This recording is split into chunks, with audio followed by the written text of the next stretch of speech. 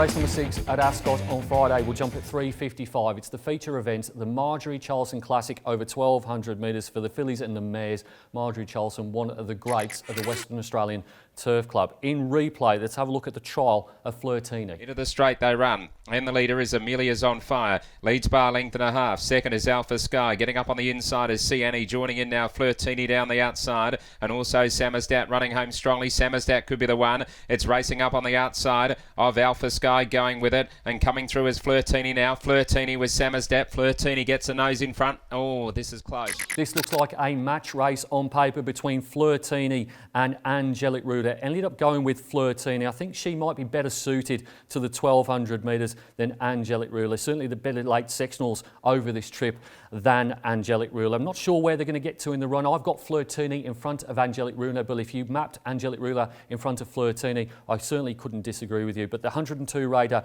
goes on top in this set weights and penalties affair. From number 3, Angelic Ruler gets pike for the first time here for the Pierce brothers, Daniel and Ben. I just think her best runs have been over 1,400 metres, and her first up form isn't quite as good as that of Flirtini. Flirtini's 2 from 3 and Angelic Ruler's 1 from 4. She's done most of her best work second up over a little bit further. Then a bit of a gap to number 4, Flower of War. I think 1,200 metres is her best trip, but I'm not too sure she's quite in the same class as Angelic Ruler and Flirtini, and she might have to work a little bit to get to the front, although I do map her as the leader. And then number 7, Lipstick Flickers, back to 1,200 metre suits here after 2 runs over the 1,400, but just a 69 rater here, very, very poorly in at the weights.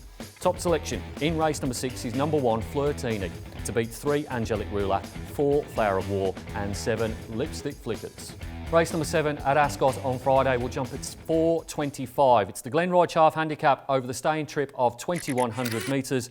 And in replay, let's go to Pinjarra and the last start second of Altamont. We'll meet again. Flying Target, Vintage Spice and Altamont coming down the outside. That's Funny As has reached the lead. They went past the 250. That's Funny As on the outside. Battling back Pink and Grey though. Pink and Grey, that's Funny As. Running on is Altamont and Vintage Spice and his We'll Meet Again getting right up on the inside of them all. We'll Meet Again driving through, grabs the lead. And We'll Meet. The Glenroy Cox Handicap is a nightmare race for those of you that like to pay the quad here. There's a lot of chances. The map's pretty ugly. They may well go no tempo whatsoever. Ended up sticking with number 8, Altamont, up to 2,100 metres. He's won over that trip before.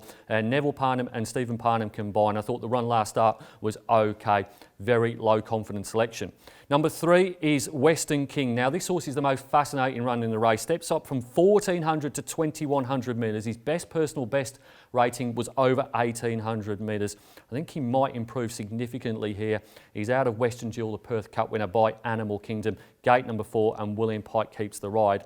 Number 1 is Ombudsman. The blinkers go on. Gets a claim as well for Chris Graham, who takes over from the Pontiff Paul Harvey. Shouldn't be too far away from the speed from gate number 8. And the trip suits. I'm just not sure about his turn of foot at the end. He might find 1 too smart.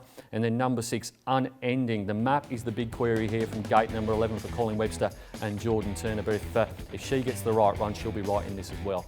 Top selection in race number 7 is number 8, Altamont, to beat 3, Western King, 1, Ombudsman and 6, Unending. Race number 8 at Ascot on Friday will jump at 4:55. It's the Seppelt Wines Handicap over 1,500 metres. And in replay, let's have a look at the last start performance of Racy Ava. Reaction wide out in front of Western King and further back Henty Gell. Together We Dreams the leader going past the 250. Eurasia now called upon. He's under the whip as Zachariah Bow keeps coming down the outside. Sentimental Friend with a late run as well. Together We Dream now Eurasia. Eurasia Together We Dream as the Pontiff goes for the favourite. He hits the lead now, Eurasia. And Eurasia the special for the scratching of Beret in this race has really thrown it wide open. I was going to go with Beret in spite of the outside gate. Such is the weak nature of the contest. Ended up switching to number 9 here in Racy Ava. Second up on Friday she will be. I thought the run behind Eurasia was okay off what was a very lengthy spell, 462 days. Second fastest last 400 in that race. That was over the 1,400. Gets up to the 1,500 here. The big query is going to be the map. I've got it settling last. Hopefully they go some kind of speed at all, but they may well go slow in front. Goes on top from number 3, Vital Blast, who Gets the box seat here from gate number 1. Led over the 1400 metres 2 starts ago, so should be there or thereabouts for Justine Erklands and Sean O'Donnell. Number 2 is Duck Feet, another query on the map. Gate number 3, so gets an inside gate here. Fastest last 400 metres last start. Just not really sure whether Duck Feet's going to get the runs on the rail. And then your likeliest leader is number 5, Diamonds for All for Chloe Azzopardi and Robert Smith. Tried to lead all the way under Bo Banovich Edwards last time out and got the job done in no uncertain style, beating Hot Style by 3 lengths. But that was at Geraldton. This is harder, but should get a picnic in front. Top selection in race number 8 is number 9. Racy Ava to beat 3 Vital Blast, 2 Duck Feet and 5 Diamonds for All. Race number 9 at Ascot on Friday. We'll jump at 5:30. It's the Crown Towers Handicap over 1200 metres and in replay. Let's have a look at the last start performance of Star Glitter. Next at the top of the home straight, just trying to work away into a bit of space, and Luke's Gold's running on down the outskirts of the track. DeAndy's tackled by Cramden wide out. Luke's Gold as well. Then Nobelium, but Luke's Gold reaches the lead. The Great Southerner stormed to the front, races away. Luke's Gold much too good. Luke's Gold by a length and a half. DeAndy. Tough way to round off the card, but going with Star Glitter here.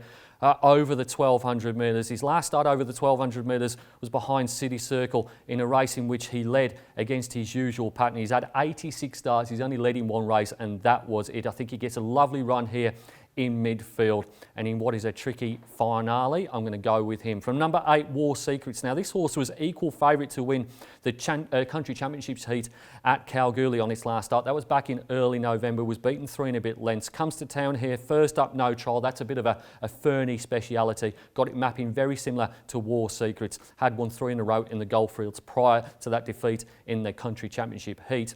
Number 9 is Ice Trade, who won last start in the Sky Racing TV Provincial Series Championship heat at Bunbury. Beat Sliced Bread. It was a pretty good performance there. I'm just not sure where Ice Trade gets to in the run. He might be a little bit wider than the other 2 I've picked thus far. And then number 1, Masquerade.